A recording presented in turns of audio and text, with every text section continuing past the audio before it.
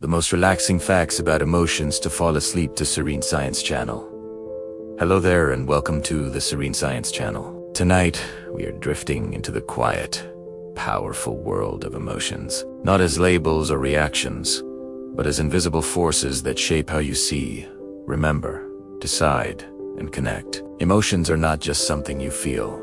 They are something your body remembers, your mind predicts, and your nervous system carries with it through every ordinary moment of the day. We often think of emotions as sudden visitors, arriving without warning, then fading away just as mysteriously. But beneath that surface, something much deeper is always unfolding. Signals rise from the body before thoughts form. Memories quietly color the present moment. Subtle shifts guide attention, bond people together, and sometimes pull them apart. Even when you feel completely still, emotion is gently at work, arranging your inner world like a tide moving beneath calm water. In this long, gentle exploration, we will discover emotions as living processes rather than passing moods. Not to analyze them clinically, but to notice how truly extraordinary they are. How they protect us, sometimes mislead us, connect us deeply, and reveal truths we did not know we were carrying. How they can feel overwhelming one moment and quietly wise the next. How they shape every relationship, every decision, every memory we hold. If you enjoy these gentle journeys into the fascinating world of science and nature, I invite you to like, subscribe, or share a thought below. It helps others find their way here too, one sleepy soul at a time. But for now, in this moment, all you need to do is relax. Let your body soften into whatever is supporting you. Allow your eyes to grow heavy, and let your mind unwind as we explore this fascinating inner world together. Let's begin. The body speaks first. Slow exhalations can calm the nervous system within minutes. Your breath is one of the few direct handles you have on your own physiology, a bridge between conscious control and automatic processes that usually operate beyond your awareness. When you deliberately slow the exhale, making it longer than the inhale, you are sending a message of safety into a system that might be braced for threat. The long out breath activates pathways linked to the parasympathetic nervous system, the branch responsible for rest, digestion, and recovery, lowering the sense of urgency and helping the body step down from high alert. That is why people instinctively sigh after a tense moment pass. The sigh is not only emotional expression, it is physiological regulation, a spontaneous recalibration that releases held tension. Slow exhalation also breaks the feedback loop, where rapid, shallow breathing convinces the brain that something is wrong, which then fuels more anxiety, which causes faster breathing, creating a self-perpetuating cycle of distress. By changing the pace deliberately, you interrupt the spiral before it gains momentum. The calming effect can feel subtle at first, like taking your foot off an invisible accelerator rather than slamming on obvious brakes. Then little by little, almost imperceptibly, the shoulders drop slightly lower. The jaw, the mind quiets its urgent chatter, and the world stops pressing in quite so insistently. This is especially powerful because it does not require perfect circumstances or complete control over your environment. You can slow your breath in a crowded subway car, sitting in traffic, lying awake at 3 a.m., or standing in the middle of a difficult conversation. It is a small action with a surprisingly big influence on your entire state. When the exhale lengthens, when you give your body that gentle instruction through the rhythm of your breathing, the body listens, and often it responds with a softness you did not know was available. Your body can start crying before your mind understands why the tears have come. Tears are not always the end of a completed thought or the result of a decision to express sadness. Sometimes they arrive first, delivered like a message stamped urgent and sent straight to the surface, before your conscious mind has finished processing what is happening. You might be watching a simple scene in a movie, hearing a certain melody you have not encountered in years, standing in a place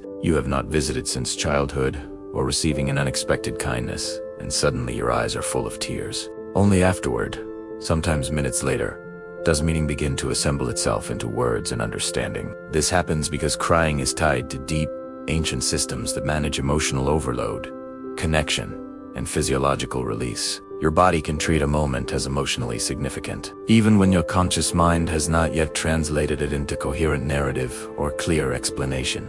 The limbic system and autonomic nervous system are already responding while the cortex is still trying to figure out what just happened. Tears can also interrupt escalating stress by changing breathing patterns and releasing muscle tension, functioning almost like a built-in reset mechanism. That is why crying can feel confusing and relieving at the same time, like something broke open that needed breaking. It is not weakness leaking out. It is your nervous system doing an ancient job, protecting you from carrying too much emotional intensity all at once, without any outlet. The brain can decide before you consciously feel the emotion forming, long before you can name what is happening inside you. Before you can articulate "I am anxious" or "I am excited," your nervous system is already choosing a direction. Tiny shifts in breathing rate, muscle tone, pupil dilation, and attention allocation can begin happening in the background, like a stage crew quietly moving props and adjusting lighting before the curtain rises on the main performance. That is why you sometimes notice your jaw is tight, your shoulders are lifted toward your ears, or your stomach is dropped into an uncomfortable knot. And only then, after noticing the physical manifestation, do you consciously realize you are anxious, irritated, or anticipating something difficult. Much of this comes from extraordinarily fast pattern matching, where your brain compares the present moment to stored templates of past similar moments. If the match suggests danger, social rejection, or potential reward, your body prepares first through automatic processes, and your conscious story catches up later, sometimes seconds later, sometimes much longer. This can feel spooky, like you are arriving late to your own experience, like someone else made decisions about how you would feel and you are just now being informed. But it is also deeply protective. It means you are built to respond quickly to threats or opportunities, then reflect afterward. The evolutionary logic is clear. The organism that waits for complete conscious understanding before reacting might not survive long enough to pass on its genes. The brain can even invent feelings to match unexplained body sensations when the origin is unclear. When your body sends a strong signal and your mind cannot immediately find the reason, cannot locate the source or explanation, it often creates one, rather than tolerating the unsettling mystery. A sudden flutter in your chest, a tight sensation in your throat, a strange warmth spreading across your face. These physical sensations demand an explanation because the brain deeply dislikes mystery inside the boundaries of your own skin. So it scans the immediate environment, reviews recent events, replays the last conversation you had, examines your current circumstances, and it builds a story that seems to fit the bodily data. That story can become the emotion you think you are genuinely feeling, even if the original sensation came from something entirely mundane, like too much caffeine, physical fatigue, lingering adrenaline from an earlier event, or even just an awkward sleeping position that created tension you have not yet released. This is why you can walk into a perfectly fine afternoon, feeling reasonably okay one moment, then suddenly feel uneasy, anxious, or vaguely threatened, and immediately start searching your mental landscape for what must be wrong. What did I forget? What problem am I overlooking? What is about to go badly? Your brain is not trying to deceive you or make your life difficult. It is trying to make the body's signals make sense, trying to create a coherent narrative that explains why your physiology has shifted. Once you notice this pattern, you can pause and ask a different, more useful question. Instead of immediately asking, "What is wrong with my life right now?" you can ask, "What signal arrived in my body first? And does it truly belong to this present moment? Or is it echo of something else entirely?" Dehydration can amplify irritability even before you feel thirsty. Thirst is often the last announcement your body makes, not the first warning sign. Before you notice a dry mouth or parched feeling, mild dehydration can already be nudging your mood in uncomfortable directions. You may feel foggier than usual, more easily annoyed by small things, less able to tolerate noise and interruptions that would normally not bother you. That is because adequate water supports basic brain function, including the smooth flow of neural signals that keep attention sharp and emotion balanced and regulated. When hydration levels dip even slightly, the brain works harder to accomplish the same basic tasks, and that extra invisible effort can show up as irritability, impatience, or a shorter fuse. It is similar to why you can feel more tense and reactive on a hot day without fully understanding why. Your body is quietly spending resources on temperature control and maintaining fluid balance, leaving less capacity for emotional flexibility and stress tolerance. The tricky part is that the irritability can feel like it genuinely belongs to the situation you are in, not to your physiology. You might blame the traffic, the endless emails, the people around you. Then you finally drink water, rehydrate properly, and the world becomes slightly more forgiving. Problems feel more manageable. It is humbling how often mood has a simple physical contributor hiding underneath the elaborate story your mind constructs. Hunger can tilt emotions negative, creating the famous hangry effect. Hungry is not only a sensation localized in the stomach, it is a shift in your entire system, pushing your mind toward urgency, impatience, and irritability. When your body needs fuel, when blood sugar drops, it can become less interested in nuance, less capable of patience. Small delays feel personally insulting. A harmless comment can suddenly sound sharp or critical. Minor inconveniences feel like major obstacles.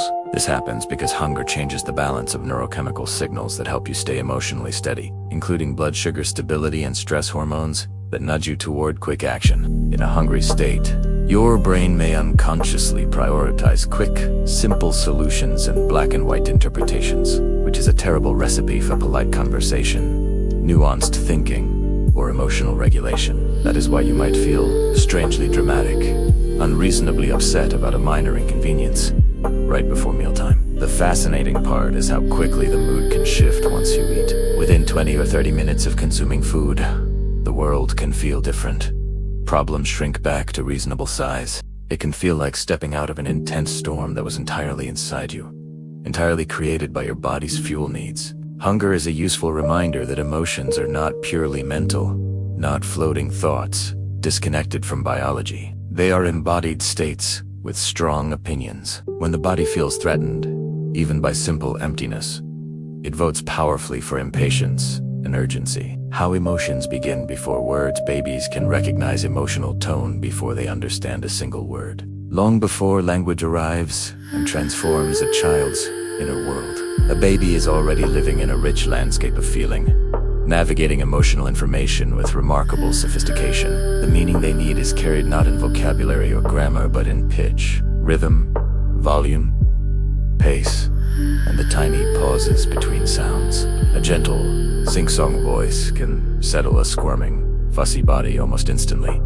while a sharp edge and tone can bring sudden stillness and wide-eyed attention, even when the actual words being spoken are complete nonsense to the infant. That early sensitivity is not about social manners or learned politeness. It is about fundamental survival, because tone reveals whether the immediate world is safe right now, whether the caregiver is calm and attentive, or stressed and distracted, whether help is coming or threat is near. You can watch this happen in real time if you observe a baby carefully. A caregiver's calm, steady cadence becomes a kind of nervous system handhold, actively guiding the infant's breathing, attention, and arousal level back toward regulation and peace. Later, when speech finally blossoms and words become tools for navigating the world, many people still react to tone first and content second, often without realizing the tone influenced their interpretation more than the actual message.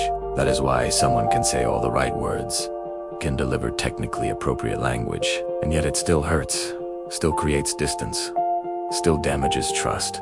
The emotional music underneath the words carried a completely different message than the lyrics suggested. Long before we learned vocabulary and grammar, we learned to read that emotional music, and we never really stopped listening to it. Some emotions are easier to name and understand after you learn the word exists. Before feeling has a proper label, before someone gives you language for it, it can exist like weather inside you. Interiorly real, undeniably present, but frustratingly hard to describe or communicate. You might sense tension building, restlessness moving through your body, or a vague ache somewhere in your chest, yet struggle to explain what it actually is, or why it is happening, or what you need. Then you learn a word, perhaps in a book, perhaps from a therapist, perhaps in conversation with a friend. Words like envy, resentment, homesickness, loneliness, or bittersweet. And suddenly the experience becomes easier to hold, to work with, to understand. Naming does not create the emotion from nothing, does not manufacture feeling where none existed, but it can sharpen a vague experience into a recognizable shape, giving your mind a handle, a way to sort this particular feeling from similar ones and track what triggers it, how long it lasts, what soothes it. This is one important reason people often feel genuinely understood when they hear exactly the right word at exactly the right time. It turns confusion into recognition, chaos into clarity. A feeling that seemed strange, isolating, or proof that something might be wrong with you suddenly has a name that other humans recognize, have experienced. Language can also expand emotional life in surprising ways. When you learn finer distinctions between related emotions, you start noticing them more clearly in yourself. Disappointment versus discouragement. Contentment versus complacency. Anger versus frustration versus rage. That increased emotional vocabulary can change your choices significantly, because you can now work skillfully with what you cannot first identify. A named emotion becomes something you can meet directly, can examine, can understand, instead of something that merely drifts through you, unnamed, unacknowledged, and therefore unchanged. You can feel two conflicting emotions at the exact same time. The human heart is not a single-lane road with one feeling at a time. You can be proud and terrified in the same breath. You can feel grateful for a change while simultaneously mourning what it replaced. You can love someone deeply and still feel furious with them in this moment. This is not indecision or confusion. It is complexity. It is being human. Different parts of your brain and body can evaluate the same situation with different priorities, different values, then send different emotional messages simultaneously. The result can feel confusing, like being pulled in two directions at once, but it is also a sign you are seeing more than one truth at the same time, holding multiple perspectives. Mixed emotions often appear during significant transitions. Moving to a new place, graduating, becoming a parent, ending a chapter you once wanted desperately. They can be uncomfortable because they resist simple stories. They cannot be reduced to a single feeling. Yet they can also protect you from emotional extremes. When joy is tempered by realistic fear, you prepare carefully. When sadness is paired with relief, you recover faster and more completely. Conflicting emotions are not a flaw in your emotional system. They are the system trying to tell you the full, complex shape of a moment that contains more than one truth.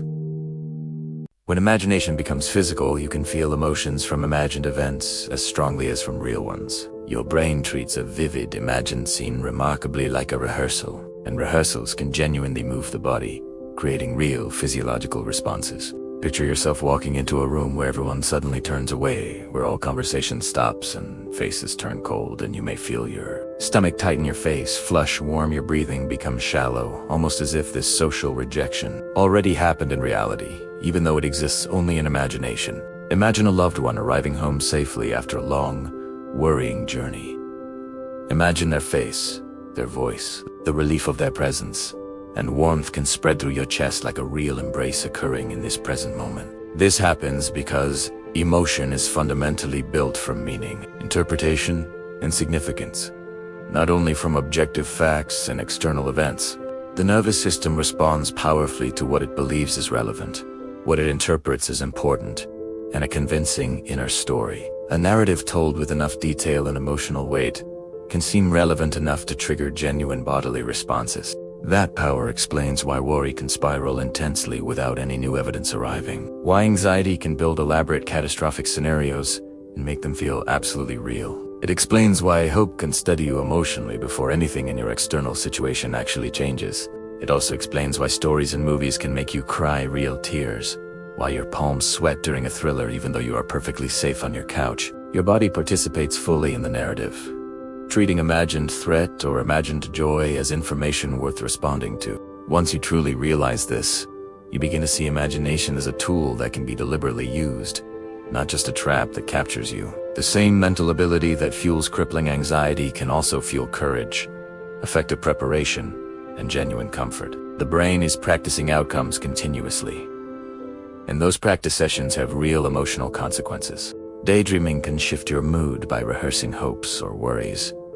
A daydream is not always simply a harmless break from reality, a bit of mental wandering while you wait for something to happen. Sometimes it functions as a quiet steering wheel, subtly directing where your emotions will go. Your mind drifts into a future conversation you are anticipating, and you imagine yourself speaking confidently, handling objections gracefully, being respected and heard, and you feel more confident before you ever actually speak those words aloud. Or your mind drifts, instead, into a future disaster, imagining everything going wrong, and you feel doomed, defeated, anxious, before anything has actually occurred in reality. The brain is practicing various outcomes, running simulations, and those practice sessions have genuine emotional consequences in the present moment.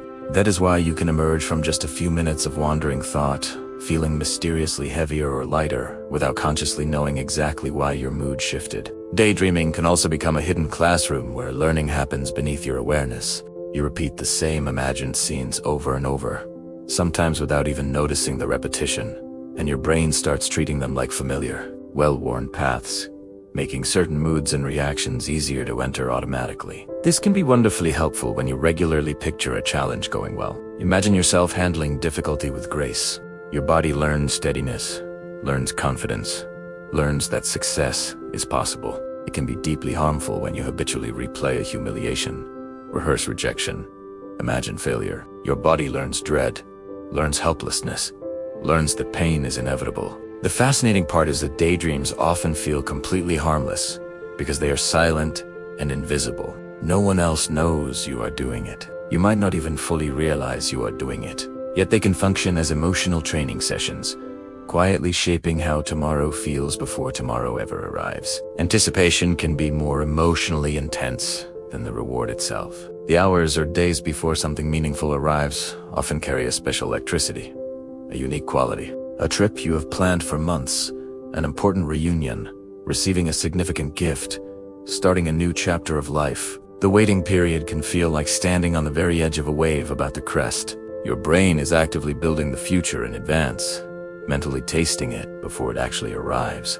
It imagines faces, scenes, outcomes, and that imagined version can be perfectly, ideally designed to thrill you because imagination has no constraints. Then the real moment finally comes with all its ordinary textures and inevitable imperfections, and it can feel smaller, less intense than the dream you built. This does not mean the actual reward failed or disappointed. It means anticipation is its own powerful emotional engine, powered by pure possibility. And possibility has no limits, no friction, no reality to constrain it.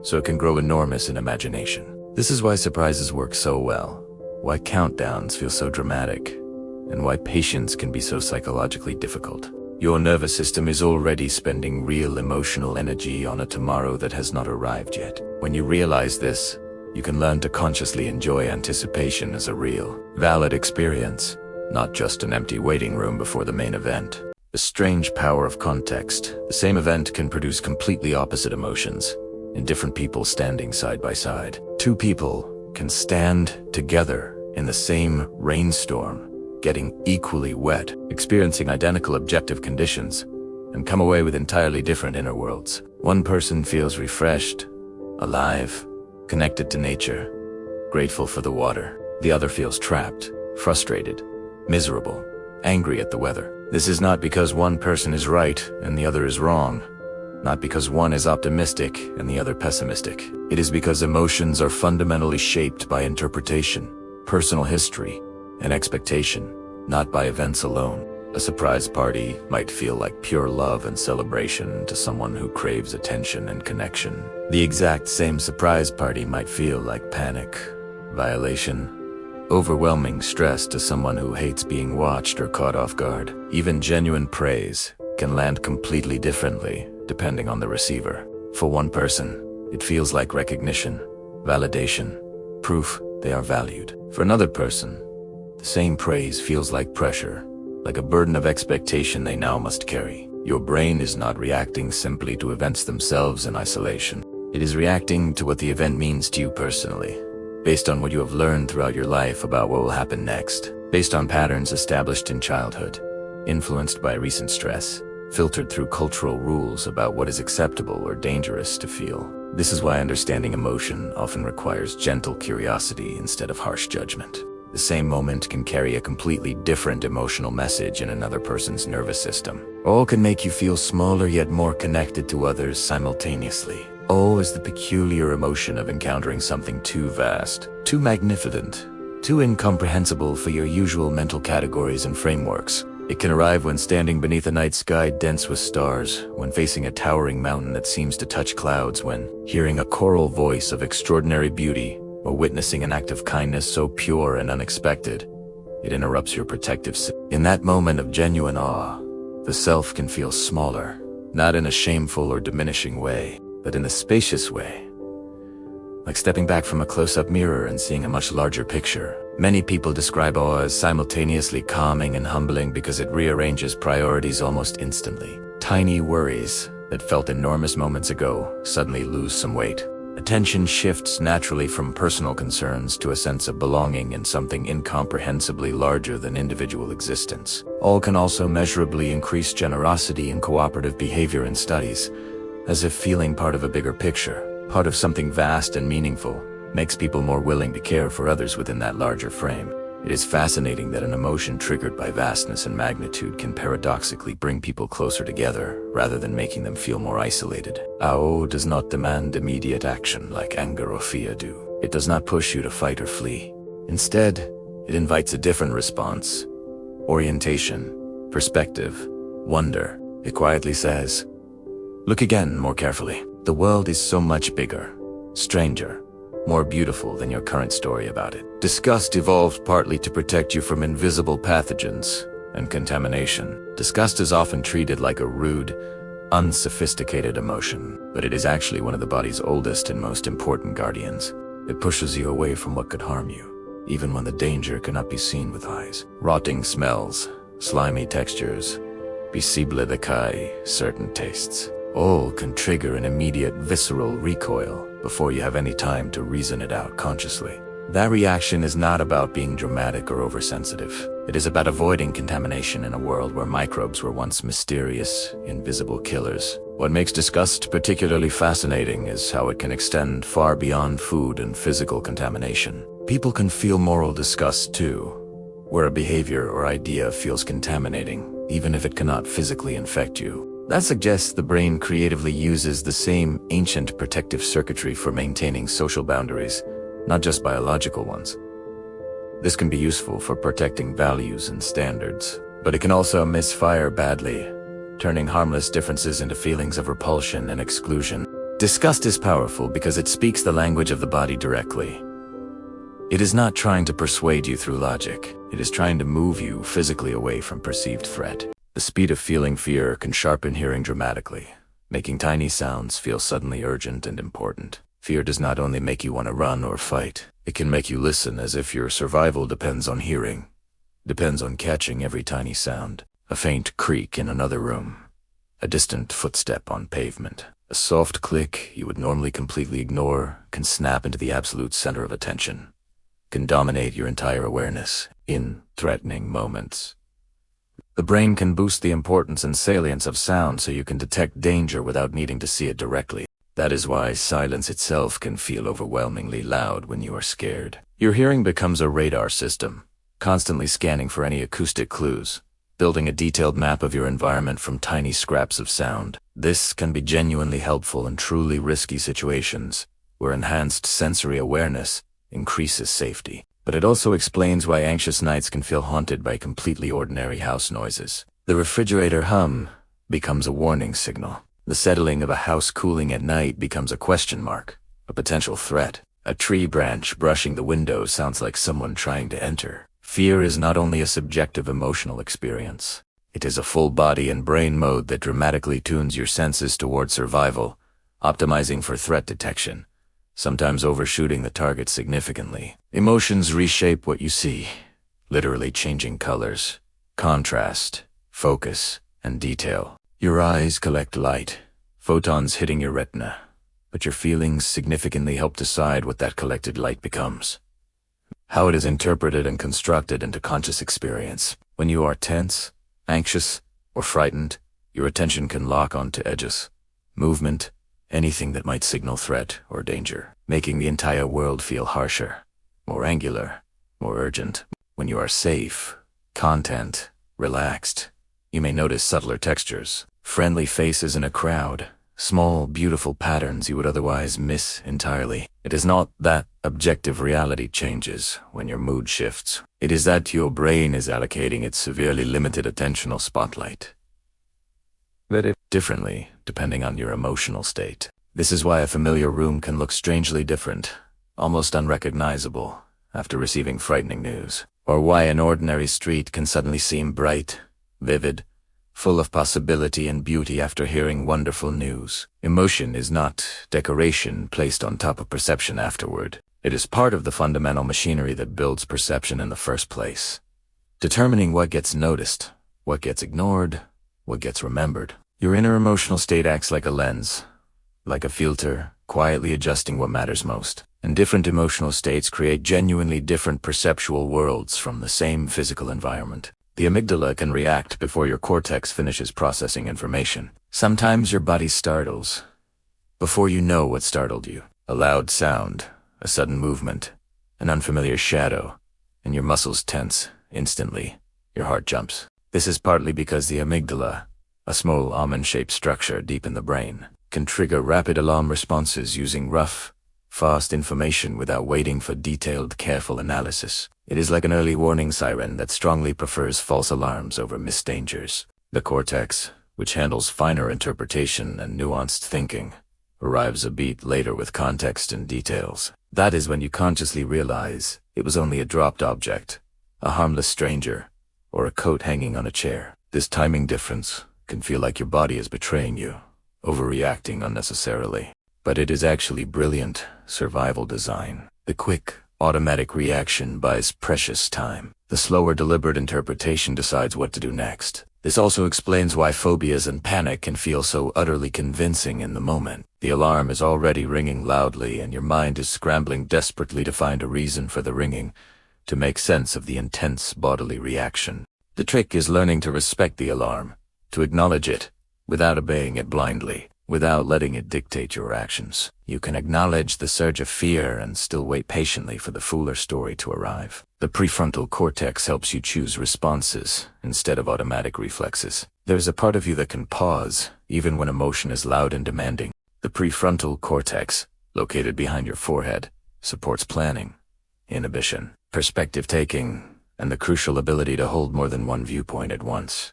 It is what helps you feel anger and still speak with care and consideration. It is what helps you feel fear and still take a deliberate step forward toward your goals. In the moment, this capacity can feel like creating space between the initial spark and the final action. That space, that gap, is where genuine choice lives. When the prefrontal cortex is fatigued by chronic stress, sleep deprivation, or emotional overload, automatic reflexes take over more easily. You say the thing you immediately regret. You interpret situations quickly and harshly. You forget the long view, the bigger picture. When the prefrontal cortex is well supported, well rested, you become more flexible, more capable. You can consider consequences before acting. You can imagine the other person's internal world and perspective. You can decide consciously how you want to be, not just react to how you feel right now. This is one reason routines that reduce cognitive strain, that preserve mental energy, can dramatically improve emotional life. It is not about becoming unemotional or suppressing feelings. It is about becoming more able to steer emotions skillfully toward your values. Emotions that live in the body, physical pain and social rejection, share overlapping neural alarm circuitry in the brain. Being excluded, being rejected, being left out can hurt in a way that feels strangely, uncomfortably physical. And that similarity is not merely poetic language or metaphor. The brain actually uses some of the same neural regions and alarm systems for processing bodily injury and for processing social threat. Because in our evolutionary past, being cast out from the protective group carried genuine, severe survival risk. Imagine clearly hearing laughter suddenly stop the moment you enter a room, or seeing group text messages flowing between friends while your own messages go unanswered, or realizing you were not invited to something everyone else was included in. The body can respond with a genuine sinking feeling in your stomach, uncomfortable tightness in your chest, heat behind your eyes, shallow breathing. Those sensations are not weakness or oversensitivity. They are your nervous system treating disconnection as danger, as threat, because historically it often was. This neural overlap also explains why comfort and connection can feel medicinal, can feel healing. A kind message arriving exactly when needed. A sincere invitation after feeling excluded. A steady presence during difficulty. These can reduce distress, much the way physical rest reduces bodily soreness. It is the alarm system finally quieting down, receiving information that you are safe and valued. Understanding this overlap can change how you treat yourself and how you treat others. Social pain is not imaginary pain. Not something people should just get over or stop being sensitive about. It is an ancient warning system using the only tools evolution gave it, borrowing the neural infrastructure already built for physical survival. Touch can reduce distress by directly activating safety pathways in the nervous system. A steady hand on the shoulder can calm an emotional storm that words cannot reach at all. A sincere hug can soften grief that feels unbearable. Holding hands can steady fear that threatens to overwhelm. Touch carries a direct message to the nervous system, one that bypasses language entirely and does not require explanation or understanding. It can signal directly to your body. You are protected. You are seen. You are not facing this difficulty alone. That is why appropriate, welcome touch can be so powerful during distress.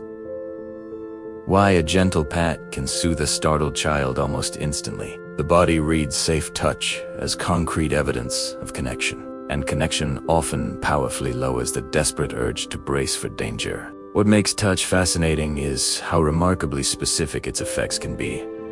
Not all touch provides comfort. It absolutely must feel wanted, appropriate, and safe, or it can create the opposite effect, increasing distress. But when touch is genuinely welcome, when it comes from someone trusted, when timing and context are right, it can change breathing patterns, heart rhythm, muscle tension, and stress hormone levels surprisingly quickly, like someone finally turning down a loud alarm that was overwhelming your system. Touch also creates a shared rhythm between bodies, a synchronization of movement, pressure, and timing. In that synchronization, distress often loses some of its sharpest edges, becomes more bearable, feels less isolating. Your gut and heart send emotional signals upward to the brain, not just passively downward. It is easy and common to picture emotions as thoughts that trickle downward into the body, as if the mind decides how to feel and then tells the body afterward. But the traffic actually flows powerfully in both directions,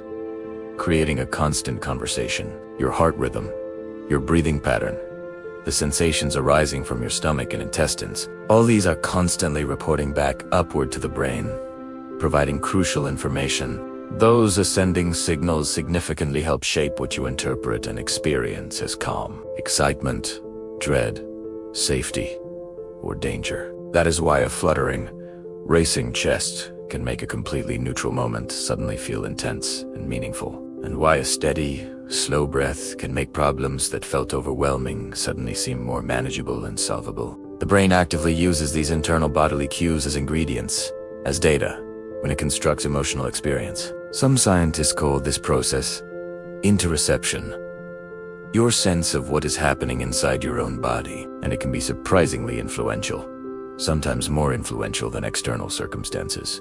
A small shift in internal bodily state can significantly tilt your entire emotional landscape, making you interpret the same external situation completely differently, without you consciously noticing the source of the change. This is one important reason emotions can feel like they come from absolutely nowhere. Sometimes the first crucial clue, the initial signal, was already present in your pulse or your breathing, quietly speaking upward to your brain before any thought formed. Smell can trigger emotion faster than most other senses can. A scent can hit like a hidden doorway opening unexpectedly. You catch it for just a heartbeat and suddenly you are not only remembering a place, you are feeling inside it. In avviting Italiano. The air itself seems to carry the mood, whether comfort, dread, or a strange sweetness you cannot fully explain. Smell has a remarkably direct route into memory and feeling centers, which is why it can bypass the polite, logical, analytical part of the mind that usually filters reactions carefully. One whiff of sunscreen can pull up summer heat and childhood freedom with startling vivid. A hint of hospital disinfectant can summon a medical corridor you thought you left behind years ago. What makes this so uncanny, so powerful, is how immediate it feels. You do not consciously choose the memory. You do not plan the emotion. The body responds as if the past is briefly present again, as if time collapsed. Smell is time travel without pictures, and it often arrives before you can even consciously identify what you smelled. When bodies talk to bodies, a single facial expression can spread through a crowd in mere seconds. One person's face can become a signal flare, and other faces answer automatically before anyone consciously speaks or decides anything. A smile often pulls matching smiles from nearby mouths, not as deliberate imitation, not as social performance, but as automatic emotional coordination happening beneath awareness.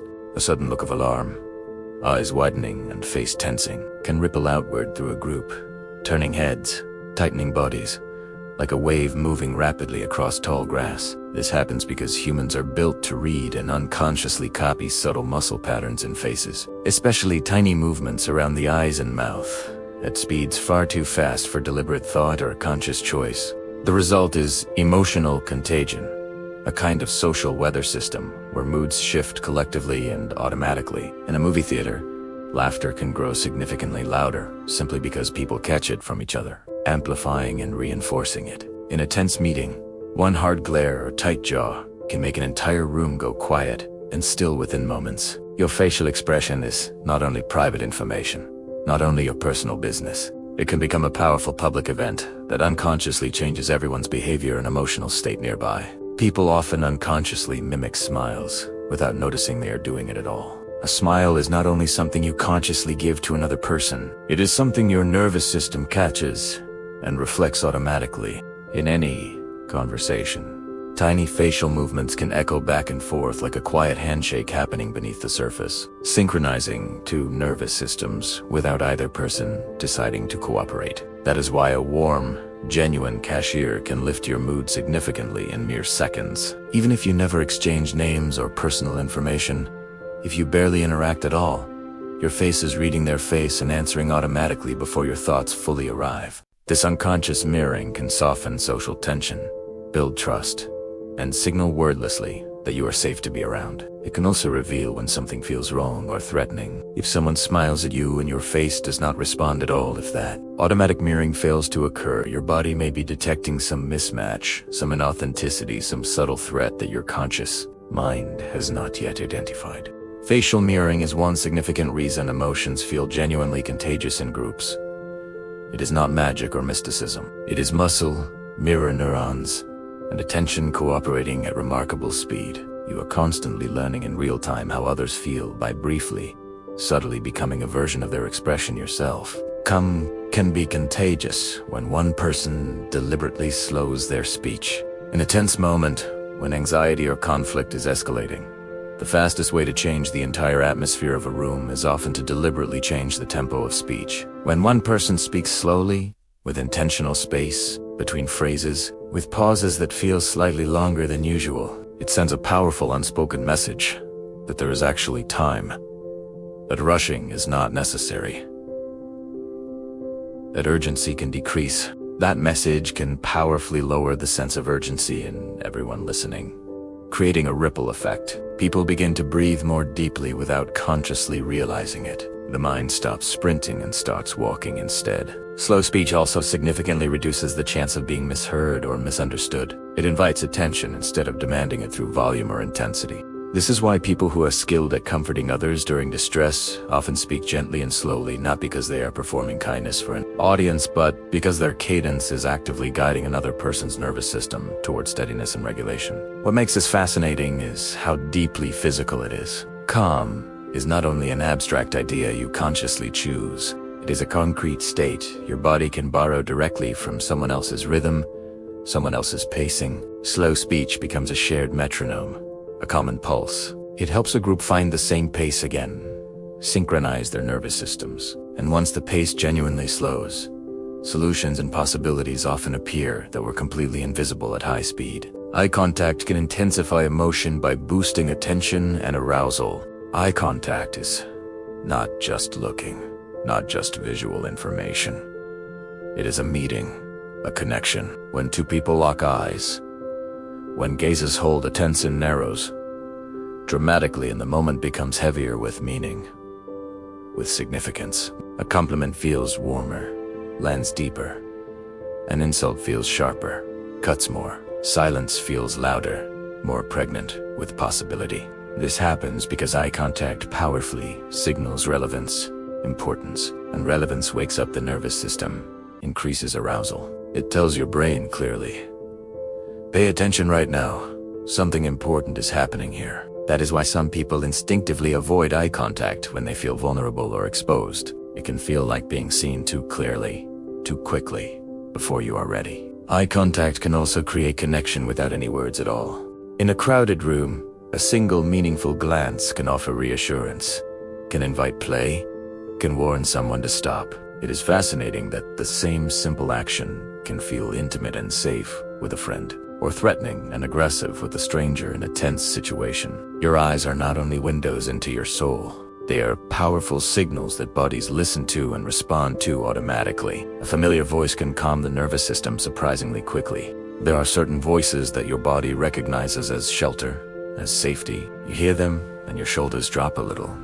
Your breathing deepens. Even if the day is still hard, even if problems remain unsolved, that calming effect is not only emotional or psychological, it is learned safety, embodied recognition. Over time, through repeated experience, certain voices become neurologically linked with comfort, help, protection, and steady presence. So the brain treats their sound as concrete evidence that things may be okay, that you are not alone. This is why people call home when they feel overwhelmed, even if they do not know what to say, even if they cannot explain what is wrong. The voice itself becomes the medicine, becomes the intervention. A familiar voice also carries signature rhythms that are unique, recognizable. The pauses,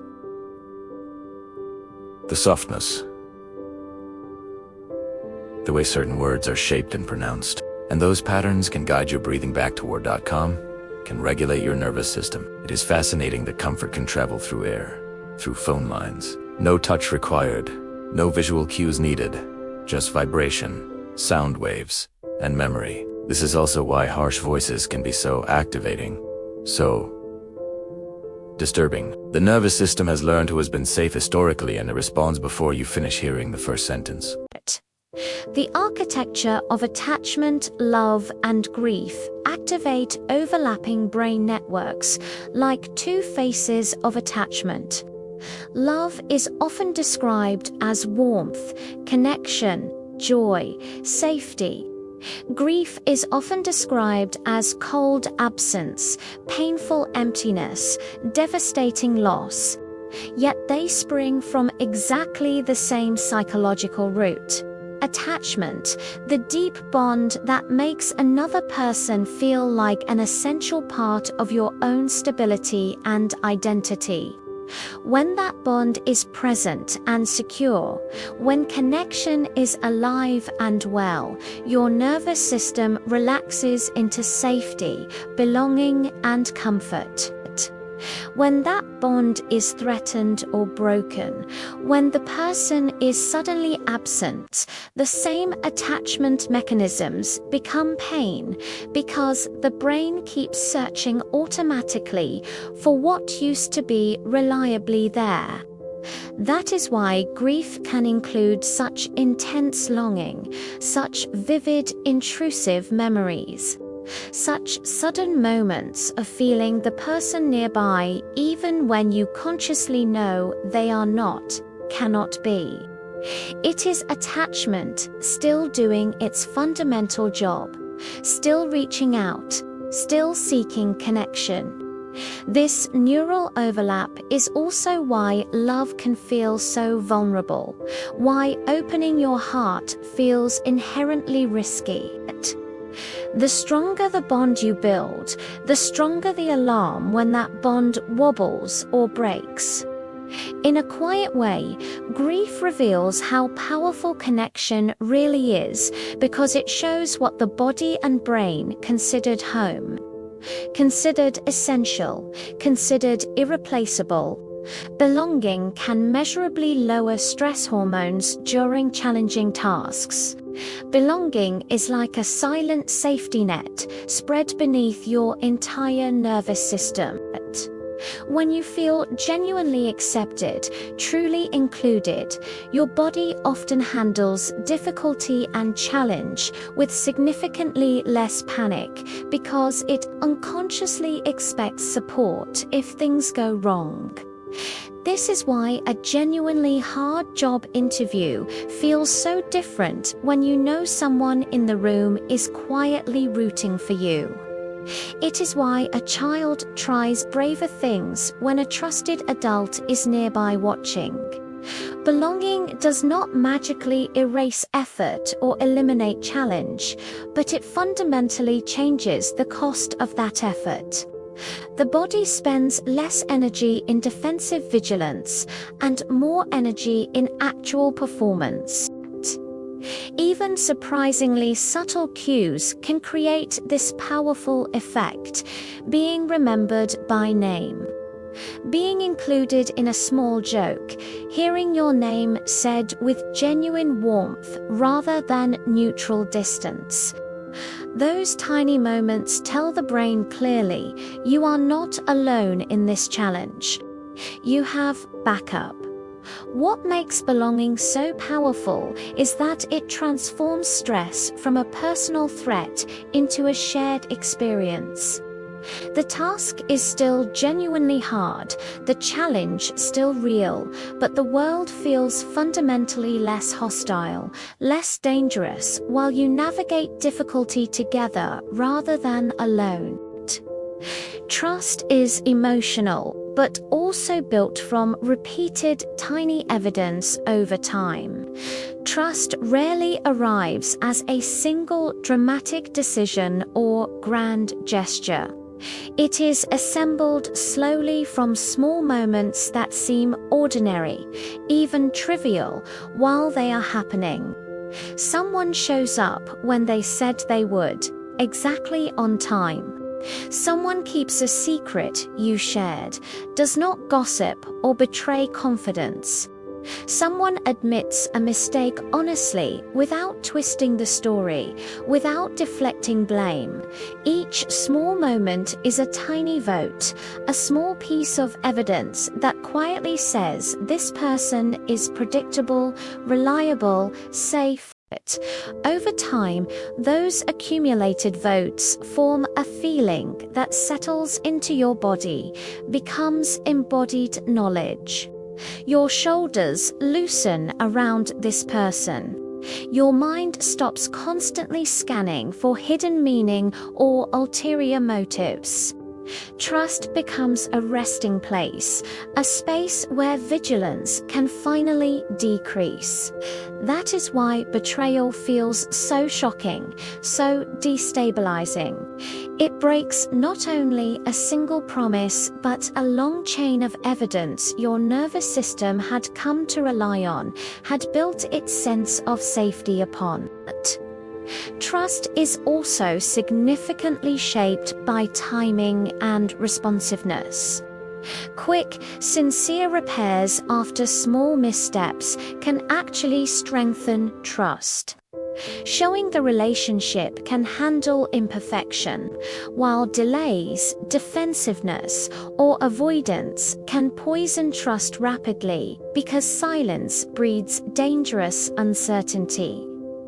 The fascinating part is that trust is both remarkably delicate and surprisingly durable. A single serious rupture can damage it severely, yet consistent patient care can rebuild it slowly, not through grand speeches or dramatic promises, but through the slow, steady proof of everyday behavior repeated until the nervous system believes again. Loneliness can heighten threat detection, making neutral faces seem less friendly. Loneliness is not simply the absence of company, not just being alone physically. It can actually change how the world looks to you, how you interpret social cues. When you feel isolated, disconnected, your brain may start scanning more intensely for rejection because it is trying to prevent further disconnection, trying to protect you.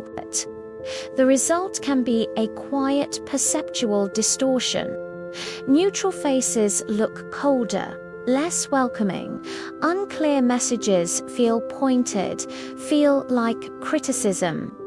A delayed reply seems like proof of dislike or abandonment.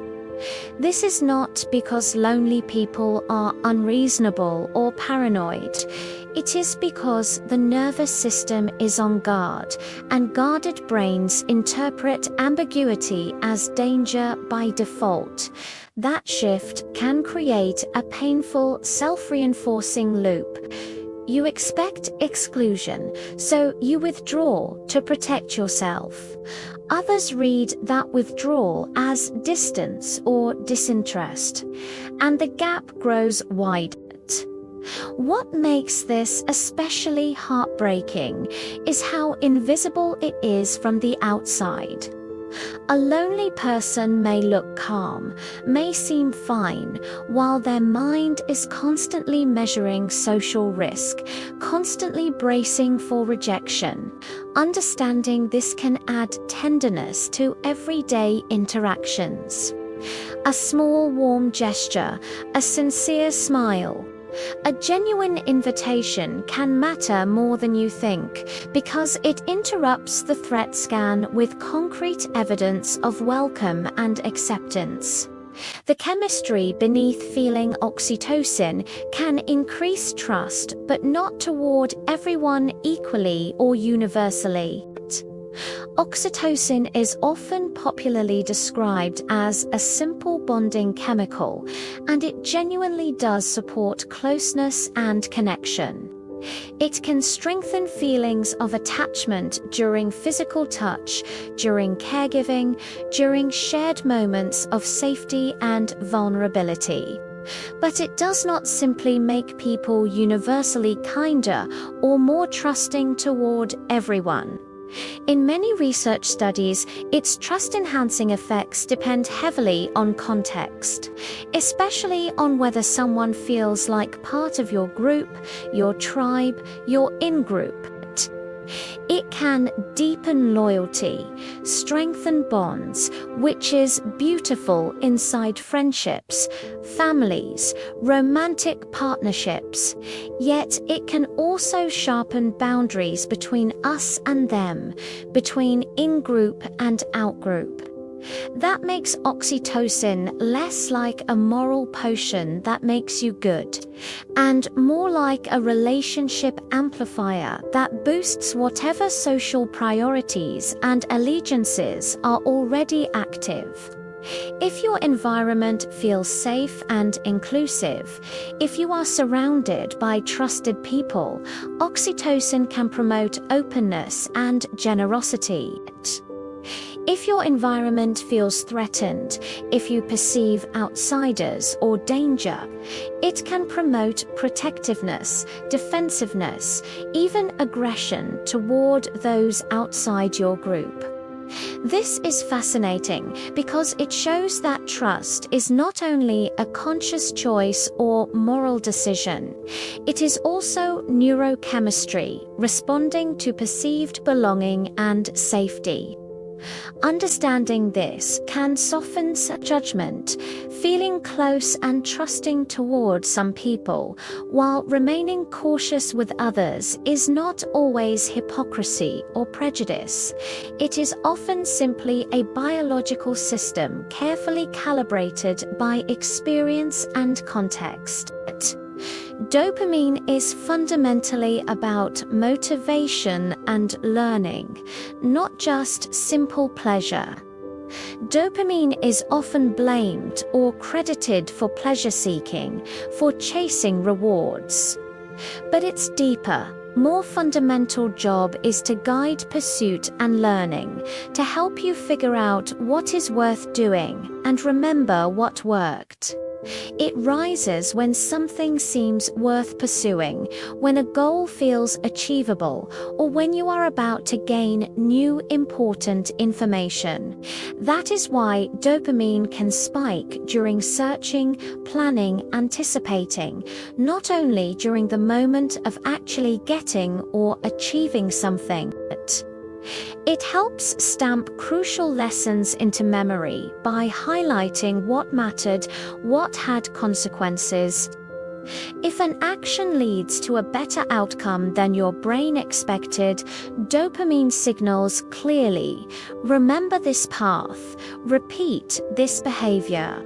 If an outcome disappoints, falls short of prediction, the dopamine signal changes character, adjusting future behavior and expectations. This makes dopamine less like a simple reward button and more like a teacher with a highlighter, marking what is important. It is also why novelty feels so energizing, so motivating. New experiences offer fresh predictions to test, and the dopamine system loves testing predictions, loves learning in emotional life. This mechanism can become tricky. You can become psychologically attached to the chase itself, the chase of reassurance, the chase of approval, the chase of the next exciting thing. Even when the actual satisfaction once achieved is surprisingly brief or hollow. Understanding dopamine's actual function helps you see why wanting can feel so good, can be so motivating, and why calm contentment requires cultivating different habits and different sources of satisfaction. Stress hormones can lock attention onto threats and uncertainties with remarkable tenacity. Under significant stress, your mind can become like a narrow hallway with only one door, one focus. It keeps returning obsessively to the same worry, the same risk, the same unanswered question.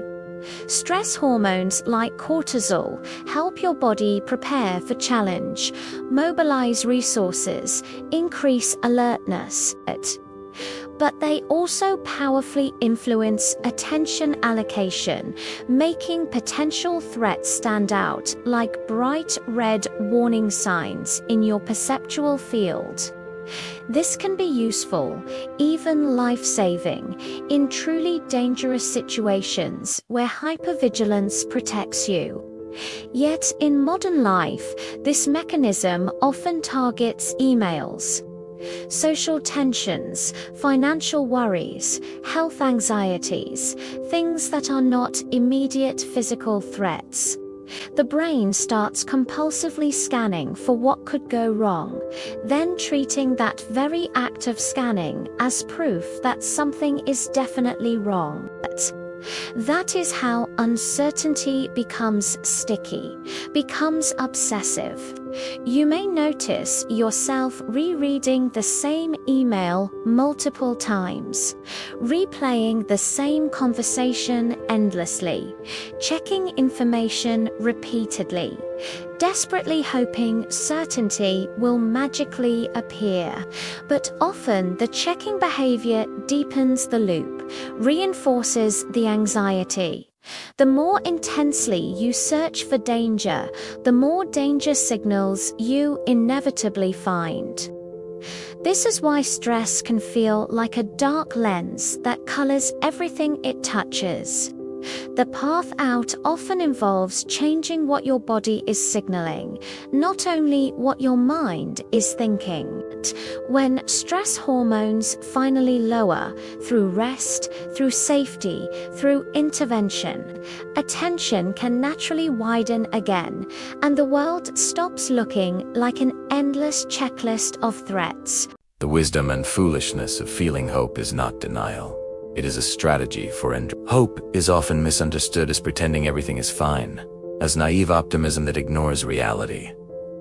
But real, mature hope is different. It is the conscious decision to keep moving forward while the outcome remains uncertain. Hope holds the possibility of change, of improvement, without demanding guarantees or certainty. That makes it a powerful emotional tool because it gives continued effort a reason to exist, a purpose. When people lose hope entirely, they often stop trying, not from laziness or weakness, but from complete exhaustion. Hope offers a small but crucial bridge between now and later, between current difficulty and possible future. And that bridge can carry you through significant pain, through long waiting, through fear.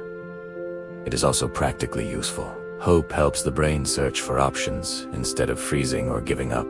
It keeps attention open enough to notice help when it appears, to accept support, to take the next small step. What makes hope so fascinating is that it can be very quiet, can be subtle. It does not require grand confidence or certainty. Sometimes hope is simply getting up one more day, making one small choice, and refusing to let the story end at the hardest chapter that is. In Oak, regret can teach by replaying choices to refine future decisions. Regret is the mind's way of returning to a crossroads, to a decision point, and carefully studying the path not taken, examining what might have been. The replay can genuinely hurt, can be uncomfortable, but it is also potentially a form of learning, because the brain is trying to update its decision-making rules for next time, for future similar situations. Regret often highlights personal values. You tend to regret what clashes with who you want to be, not what is meaningless to you. That is why the same mistake can be easily forgotten by one person and carried for years by another person with different values. Regret also has strange precision. It tends to focus obsessively on a single moment. One sentence you said, one chance you ignored, one pause you filled poorly. That intense focus can be useful when it leads to a clearer plan. Setting a boundary earlier next time, asking the harder question, being more honest. The danger comes when regret becomes punishment instead of instruction, when it loops endlessly without producing any useful change. When regret stays in learning mode, when it is approached with self-compassion, it can become a quiet, valuable teacher that makes you wiser without making you feel smaller. Curiosity feels good because it promises a future reward. Curiosity is an itch made of questions, and the mind loves the moment it senses an answer might be nearby. That promise creates a warm tension, pulling attention forward like a magnet, like gravity. You can feel it when you hear half a story, when you see a door slightly open, when you notice a detail that does not fit the pattern. The brain begins building a bridge from not knowing to knowing, and that bridge itself, that process, is emotionally satisfying. Curiosity also changes how effort feels subjectively. Tasks that would be exhausting become energizing when they are framed as discovery, as exploration. You search longer without fatigue. You focus deeper without strain. You tolerate uncertainty because it feels like progress rather than danger, like moving towards something rather than lost. This is why mysteries keep people awake, why puzzles can feel soothing rather than frustrating. Curiosity is the emotion that transforms the unknown from a threat into an invitation. It does not demand certainty right away. It promises that meaning is possible, that understanding is achievable, and that promise alone can feel like a small light in the mind. Comparison can steal joy by moving the goalposts endlessly. Comparison can steal joy by constantly moving the target, shifting the standard. The mind looks sideways at someone else's life and decides that your life should be measured against their highlight reel, their speed, their luck, their advantages. Even when you achieve something genuinely meaningful, comparison can whisper quietly that it does not count because another person has more, they did faster, they did better. That whisper drains satisfaction before it has time to settle, before gratitude can take root. Comparison also systematically shrinks gratitude. Instead of noticing what is working in your life, attention becomes a searchlight, scanning only for what is missing, what is lacking. And the target keeps shifting because there will always be someone ahead in some category, some dimension. What makes this so psychologically tricky is that comparison feels like useful information. It feels practical, like a way to stay motivated, to maintain standards. But the emotional cost can be devastatingly high. It can turn growth into anxiety. It can turn success into restlessness. It can make enough feel like never enough. The way out is not pretending others do not exist or refusing to notice excellence. It is changing the fundamental measurement. When you compare yourself primarily to your own progress, your own values, your own effort over time, the goalposts stop running away endlessly. Joy returns when achievement is allowed to be enough, when you are allowed to be enough. When feeling misleads us, emotional intensity can rise even when the original cause fades away. Sometimes the trigger is completely gone, resolved in the past, yet your body keeps climbing, keeps escalating. A harsh comment was hours ago, yet your chest still burns. A near miss while driving is over, yet your hands are still shaking minutes later. This happens because emotions can feed themselves through continued attention and rumination. The mind replays the scene, imagines alternate endings, scans for signs it might happen again, and each mental replay can refresh the feeling, reactivate the stress response, like striking the same match repeatedly. The body also takes real time to come down from high arousal. Stress hormones and adrenaline do not vanish instantly just because you consciously want them to, just because you intellectually know the danger past. That physiological lag can make it feel like the emotion has a mind of its own, like it is happening to you rather than being something you are participating in. But there is meaning in this too. Emotional intensity rising after an event can be your system trying to learn, to protect future you, to prevent repeat harm. The key is noticing when the replay is genuinely serving you, teaching you something useful, and when it is only stoking the fire, keeping you activated without purpose. When you consciously step out of the mental loop,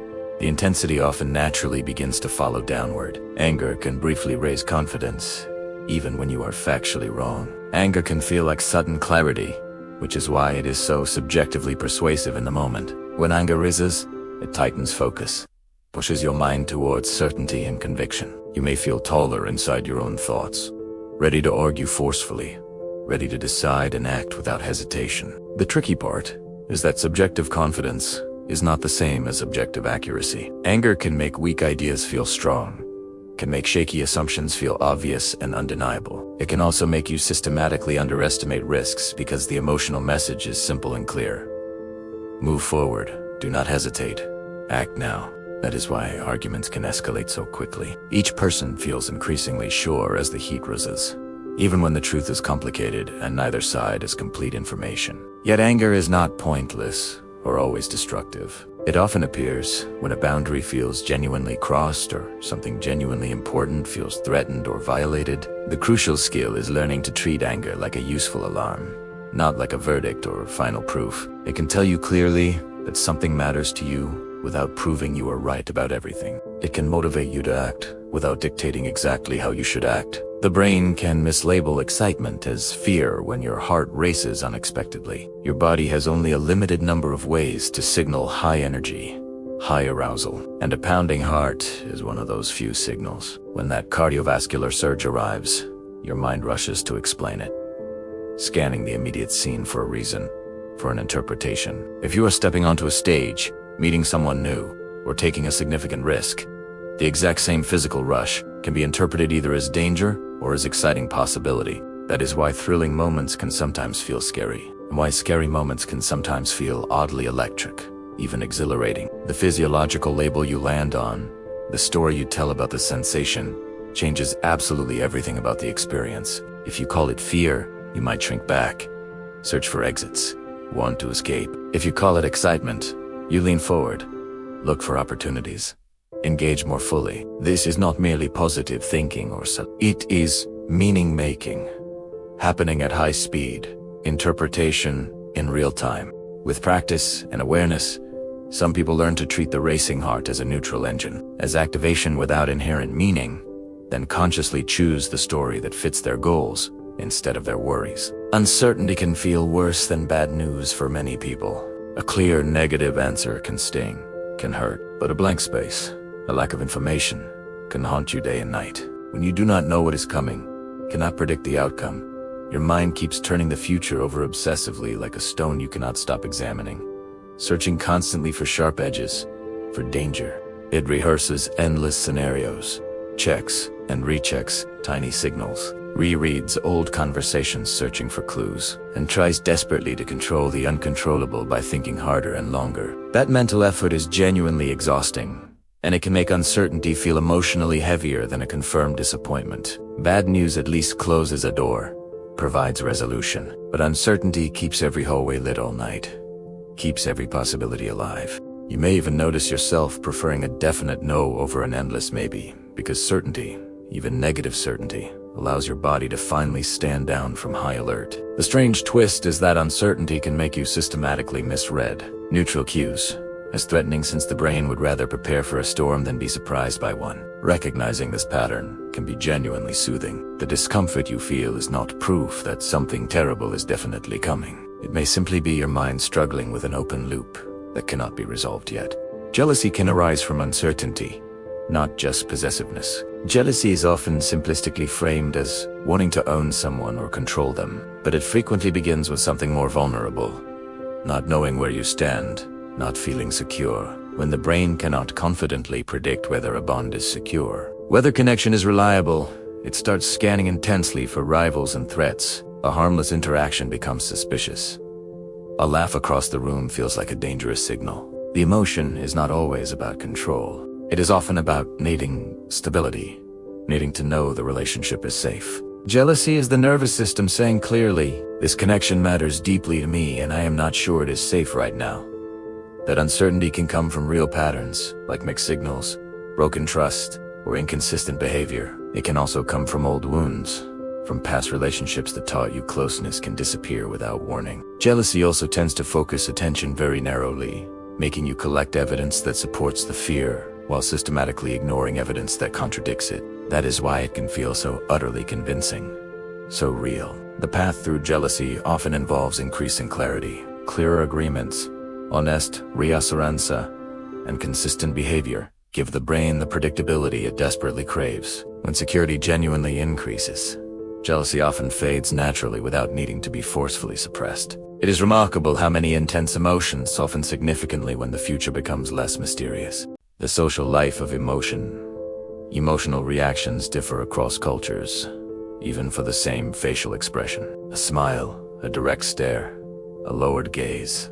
These can carry completely different meanings, depending on where and how you learned social life. In one culture, direct sustained eye contact can feel honest, engaged, respectful. In another culture, that same direct gaze can feel disrespectful, aggressive, inappropriate, especially toward elders or authority figures. That means the exact same facial expression or social signal can land as warmth in one cultural context and as challenge or rudeness in another. Your brain does not only read the physical muscles of a face in isolation, it reads the learned rules you were raised with, the cultural scripts you internalized. That is why international travel or cross-cultural interactions can feel emotionally confusing at first. You might misread formality as coldness, misread friendliness as flirtation, misread distance as rejection, simply because the social code, the emotional language, is unfamiliar. Over time, with exposure and learning, people often acquire new emotional dictionaries, learning to notice subtler cues like physical distance, timing, tone, and context. It is a beautiful reminder that emotion is both biological, universal in some ways, and deeply learned, shaped by communities and cultures. Some cultures value calm emotions more highly than high excitement or intensity. In some cultural contexts, the ideal emotional tone is not loud happiness or enthusiastic expression. It is steadiness, composure, balance. A calm face can signal maturity, self-respect, self-control, and reliability, while intense enthusiasm might seem careless, childish, or unstable. In those cultures, people may learn from early childhood to keep joy quiet like a candle instead of fireworks, to express happiness gently rather than explosively. This profoundly shapes how families celebrate together, how friends praise each other, how leaders are expected to speak and behave. A person can feel deep internal happiness and still show it gently,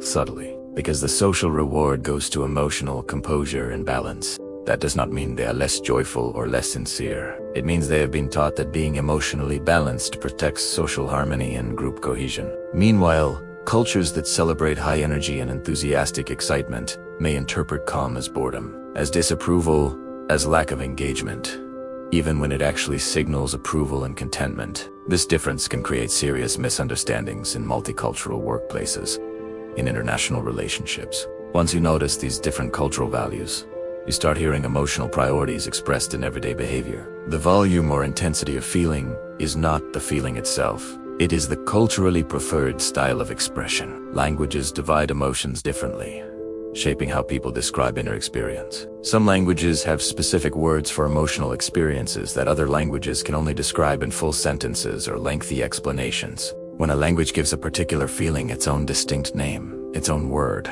it becomes easier to notice that emotion in yourself, easier to share with others, easier to work with. The word acts like a container, like a labeled box. It separates that specific feeling from nearby similar ones and makes it feel like a recognizable, nameable thing rather than a vague blur. This is one reason people can hear a new emotional word from another language and suddenly think with recognition, "Oh, that is exactly me. That is what I have been feeling."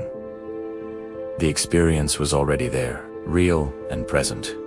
But the map, the vocabulary, was missing. Different languages also place categorical boundaries in different places. What one language treats as a single unified emotion, another language may treat as several distinct emotions. That changes how people tell stories about their inner lives, how they ask for help, how they interpret conflicts in relationships. Language does not invent emotion from nothing, does not create feelings that were not there, but it can tune attention and memory, shape what feels speakable and shareable. When a feeling becomes speakable, when you have words for it, it becomes easier to handle, to understand, to work with skillfully. Fairness triggers strong emotion, even in very young children. Fairness is not a polished adult philosophical idea. It appears early in development, like a built-in alarm for imbalance and injustice. Even very young children can react intensely when they see someone get more than their share, cut in line unfairly, or change the rules mid-game to benefit themselves. The emotion is immediate and visceral because fairness is fundamentally tied to safety and predictability. If resources and care are distributed unpredictably or unjustly, if rules shift arbitrarily, the world feels unstable and dangerous. That is why perceived unfairness can spark anger, sadness, protest, and a fierce need to correct the situation. It is also why children often become passionate rule keepers, insisting on fairness with great intensity. The rules are not just arbitrary constraints. They are a promise that the social world is understandable, that cooperation is possible, that you can trust others. What makes this fascinating developmentally is how fairness emotions shape identity and worldview. A child who repeatedly sees fairness upheld learns that cooperation works, that trust is reasonable. A child who repeatedly sees unfairness rewarded learns suspicion, learns that rules do not matter, learns to prioritize self. These early lessons can echo for decades, affecting how adults trust institutions, handle conflict, and decide whether to share resources. People will punish unfairness, even when it costs them personally. Humans sometimes choose justice over personal advantage, even when the choice stings, even when it means losing something valuable. In certain experiments and real-life situations, people will give up rewards, will pay costs, to prevent someone else from benefiting unfairly from cheating or exploitation. That behavior looks completely irrational if you only measure individual gain, but it becomes understandable if you measure the value of maintaining a trustworthy social world. Punishing unfairness sends a powerful message that cheating has a price, that exploitation will not be tolerated, which protects group cooperation long-term. It can also protect self-respect and dignity. Some people would rather lose a little material benefit than accept a world where rules mean nothing, where they are treated as less than equal. This is why unfair deals can trigger a strong refusal, even when taking the deal would be materially better than taking nothing at all. The emotion behind it is often a potent mix of anger and principle, a refusal to be treated as less than fully human. The fascinating part is that this instinct can be both noble and dangerous. It can defend the vulnerable, can uphold justice, can create accountability, but it can also fuel grudges, vendettas, and cycles of retaliation. Either way, it proves that humans are not only reward-seeking calculators. We are rule builders who care deeply about the kind of world our choices create. Emotions across the lifespan. Adolescence amplifies emotion because control systems mature later than feeling systems. Adolescence can feel like living with a louder emotional stereo, where the volume has been turned way up. Joy becomes huge and all-consuming. Embarrassment becomes volcanic and devastating, and rejection can feel like the absolute end of the world. This happens partly because the brain systems that generate intense feelings become highly responsive and sensitive during the teenage years, while the prefrontal systems that help slow down, plan ahead, and regulate are still actively maturing, still being built. It is like having a powerful engine installed before the brakes are fully tuned and tested. That developmental mismatch can lead to impulsive choices, passionate creativity, dramatic shifts in identity and values, sometimes all happening in the same week or even the same day. It can also make teenagers surprisingly brave, willing to take risks, because intense emotion can easily overpower caution and careful planning. What looks like overreaction or drama from the outside can feel like absolute reality, like life or death stakes from the inside. The fascinating part is that this intensity is not only chaos or dysfunction. It is actually a crucial developmental phase that helps young people separate psychologically from childhood, explore social worlds, take risks that lead to growth. and build personal values distinct from their parents. Strong emotion becomes the fuel for becoming someone new, for individuating, for launching into adult life. Older adults often remember positive emotions more than negative ones. As people age, many begin to store the sweetness of life more strongly than the sting, the pain. They may still remember hard events, difficult periods, losses, and challenges, but the emotional highlight reel, the memories that come easily, often leans warmer, softer, more positive. A small kindness from a stranger, a funny moment shared with friends, a peaceful afternoon can become easier to recall and re-experience than minor annoyances, petty conflicts, or temporary frustrations. This shift is sometimes called a positivity effect in memory, and it can significantly change how older adults make decisions, choose relationships, and spend their limited attention and energy. The brain seems to begin treating time as more precious, more finite, so emotional priorities shift. Instead of chasing novelty, status, or achievement, many people increasingly seek meaning.com and genuine connection. That does not mean older adults ignore problems or become naive. It means they may become less interested in feeding bitterness, less willing to waste time on resentment, because the cost feels too high. The fascinating part is how this can actually alter memory itself over time. When you repeatedly revisit and rehearse what is good, what is meaningful, you strengthen those neural pathways, and the mind becomes more practiced at returning there, at finding the light, even in difficult seasons. Sleep changes emotional reactivity, often lowering the next day's sharpness. A night of good sleep can quietly adjust the volume knob on your feelings. When you are well rested, small annoyances often stay small, manageable. Comments that might have stung sharply feel easier to hold without reacting. Problems look more workable, more resolvable, not because external life became simpler, but because your brain regained its capacity to regulate emotions and reframe situations. Emotions can feel raw, faster, harder to steer or control. The world seems louder inside your chest. Minor frustrations feel major. This shift is one important reason arguments flare more easily when people are exhausted. It is also why worries feel so utterly persuasive, so convincing at 3 a.m. Sleep is not just passive rest for the body, it is active maintenance for the emotional system, helping sort what happened during the day, calm the alarm response, and reset the delicate balance between impulse and control. You may still feel strong emotions after good sleep, but they tend to be less jagged, less overwhelming, more manageable. Rest can be the crucial difference between a spark and a wildfire. The language of memory. Emotional memories can feel vivid even when details are factually inaccurate. A memory can glow with absolute certainty, can feel completely real, while quietly rearranging the facts, shifting details. You might remember the exact feeling of a moment with perfect clarity.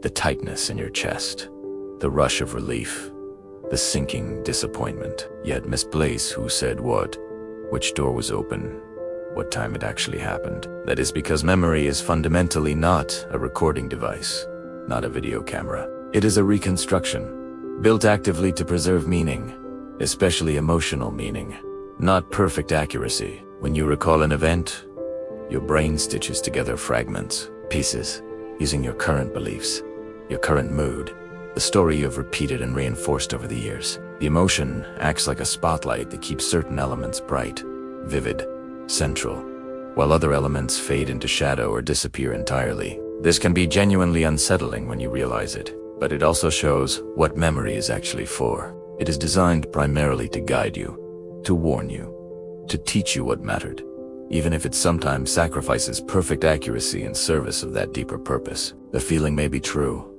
may be real, even when the specific details have drifted or changed. Memories become emotional again each time you recall them. Memories become emotional again each time you recall them, each time you bring the past into the present moment. When you retrieve a memory, the nervous system often reactivates part of the original feeling, as if the body is checking whether the old lesson still applies, whether the old warning still matters. That is why a childhood embarrassment can still make your face warm decades later, why a remembered kindness can still soften your eyes and heart, why recalling a loss can bring tears even years after. Recall is not a neutral passive act, not just reviewing information. It is a re-entry, a return. The brain opens the file and emotion can spill out fresh with it. This can be genuinely useful because it keeps important lessons alive, keeps wisdom accessible. It can also be exhausting, even traumatic, when you repeatedly revisit painful scenes, because each revisit can refresh the stress response, can make the past feel present again. The surprising opportunity here is that recall can sometimes gradually change the memory's emotional tone over time. If you remember a difficult event while feeling safe, supported, held, the brain may slowly begin to link the old story with new safety, gradually loosening the grip of the original distress. This is not rewriting history or pretending it did not happen. It is updating the emotional context around history, teaching the body that while the past was real, it is not happening right now. When physical states shape feeling, exercise can lift mood by changing brain chemistry and blood flow. Sometimes the fastest, most reliable way to change your emotional state is simply to move your body through space. Exercise does not only burn calories or build strength, it fundamentally changes what the brain is bathing in chemically. Blood flow increases, bringing more oxygen and nutrients. Stress chemistry can shift, and the brain releases substances that support pleasure, motivation, and calm, including endorphins, serotonin, dopamine. That is why a brisk walk can turn a restless, ruminating mind into a clearer, calmer one. Even if nothing about your external circumstances improved, even if your problems remain unsolved, the internal weather has changed. Exercise also creates a powerful sense of agency. You are not passively trapped in the feeling, helplessly waiting for it to pass. You are doing something, taking action. That alone can soften helplessness and break rumination loops. There is also a narrative effect, a story effect. When you take action, your brain receives concrete evidence that you are capable of influencing your state, and that can make problems feel less final, less permanent. Even gentle movement can be enough to shift the inner weather meaningfully. It is not a cure for everything, and it should never be presented as a moral requirement or obligation. It is simply one of the most reliable levers the body has for influencing emotion from the outside in. Sometimes your mood needs motion more than it needs analysis. Posture can influence emotion by altering breathing and muscle tension. Your body is always sending your brain a continuous report about what kind of moment this is, what state you are in. When you slump, when your shoulders curve forward, your chest compresses, your breath often becomes shallower, and your muscles signal fatigue or defeat. When you sit tall, when you stand upright, your lungs have more room to expand, your neck relaxes differently, and your body sends a quieter message of readiness, capability, possibility. This does not mean posture can magically force happiness or eliminate depression. It means posture can subtly tilt the starting conditions of your emotional state, can shift the baseline. You can test this in a simple way. Try curling inward, slouching, while thinking about a difficult conversation you need to have. Then try imagining the same conversation while standing grounded, open, upright. The thoughts may be identical, but the feeling, the emotional texture, can shift noticeably. Posture also affects how others respond to you, which then loops back into emotion. A collapsed posture can invite less engagement, less respect from others, while a steady, open posture can invite more positive interaction. In that way, posture becomes both a social signal and a private one. It is fascinating that something as silent and invisible as the position of your spine can change the story your nervous system tells itself about safety, confidence, and possibility. A warm drink can subtly increase feelings of social warmth. Holding physical warmth in your hands can quietly change how you judge and interpret the social world around you. A mug of hot tea is not only comfort in a simple, obvious way, it can actually nudge your brain toward interpreting people as friendlier, safer, more trustworthy. The mind uses bodily cues as evidence when making quick social judgments, and physical warmth often unconsciously means closeness, shelter, care in the long human story. That association begins incredibly early in life when heat is reliably associated with being held, protected, fed by caregivers. Later, the same physical sensation can echo into social perception without you noticing the leap, the connection. This does not mean a hot drink forces kindness or eliminates legitimate concerns. It means your brain is willing to borrow meaning from the body when making fast decisions about trust and safety. The fascinating part is how ordinary, how unremarkable this is. We think our judgments come from careful, rational reasoning. Yet tiny physical cues, like temperature in the hands, can subtly tilt our first impressions, our initial reactions. Warmth in the hands can become warmth in interpretation, like a small lantern changing the color of an entire room. Closing, the quiet truth of feeling. As we come to the end of our long, gentle journey through the landscape of emotions, you may notice something quietly shifting inside you, something softening. We have wandered together through the way feelings rise before words form, how the body remembers, predicts, protects, and connects. We have explored how emotion colors everything you perceive, how it binds people together and sometimes pulls them apart, not as flaws or weaknesses, but as ancient signals shaped by millions of years of care, survival, and meaning. Emotions revealed themselves not as noise to escape, not as problems to solve, but as messengers moving through breath, through memory, through posture and imagination and connection. Some arrived as sudden sparks. Others came as slow tides. Some softened us, opened us. Others warned us, protected us. And beneath them all was a steady, profound truth. Your inner world is alive, responsive, and deeply, beautifully human. Nothing you feel is truly random or meaningless. Each feeling has been shaped by experience, by biology, by belonging and loss, like footprints left by a long journey across time, across relationships, across all the moments that made you who you are. Now there is nothing more you need to understand, nothing more to hold on to, nothing more to figure out. The thinking part of the day can begin to dim, like lights slowly lowering in a quiet room as evening deepens. Let your shoulders drop heavily. Let your jaw completely unclench. If your breath feels busy or shallow, allow it to slow naturally on its own without any effort from you. Imagine your thoughts settling like leaves drifting slowly onto perfectly still water, each one finding a place to rest, becoming still. The day is done. Tomorrow can wait. This moment asks nothing of you except to be here, breathing, safe, allowed to rest. Imagine now that you are lying in a quiet field under a vast night sky. The grass beneath you is soft, cool, supporting you completely. Above, stars scatter across darkness like scattered diamonds, more than you could ever count. The air is perfectly still, and in this stillness, you can feel your own breathing, slow and steady, like a gentle tide. Your body is heavy now, sinking into the earth that holds you. Your mind is quiet, thoughts drifting like clouds across an empty sky, appearing and disappearing without effort. There is nothing to solve here, nothing to fix or understand or remember.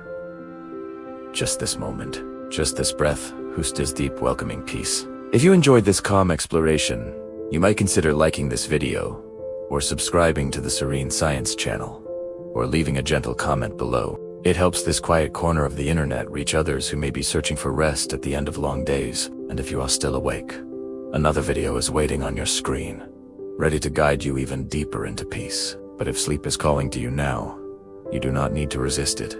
Do not need to fight it. Let the world soften around you. Let the quiet do its gentle work. You have nothing left to solve. Know where you need to go. Sleep well, and good night.